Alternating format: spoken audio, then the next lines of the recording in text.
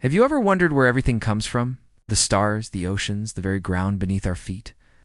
The Bible opens with a powerful and beautiful story that gives an answer. It's a story of how an empty, formless world was filled with life and light. On the first day, God said, "Let there be light," and light burst forth, separating day from night.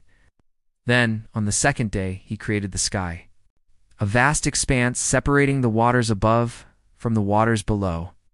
On the third day, dry land appeared, and with it came the first signs of life: grass, plants, and trees, all ready to bear fruit.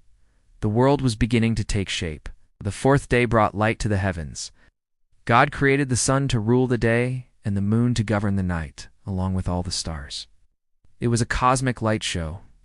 On the fifth day, the waters teemed with life fish of all shapes and sizes, and birds took to the sky, filling the air with their songs. The planet was alive and vibrant. Then came the sixth day. God created the animals that walk the land, livestock, creatures that crawl, and wild beasts. And then, in a special, final act of creation, God said, "Let us make mankind in our image." So, he formed Adam from the dust of the ground and breathed life into him. Seeing that Adam was alone, God created Eve from Adam's own side, a helper and a companion. He looked at everything he had made, and he saw that it was very good. This incredible story isn't just about how the world was made. It's a story about purpose and design.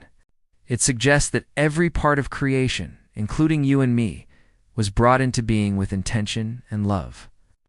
It reminds us that we are part of something vast, beautiful, and masterfully crafted.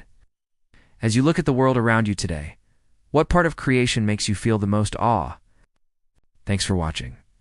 If you found this story inspiring, don't forget to like, share, and subscribe for more content like this.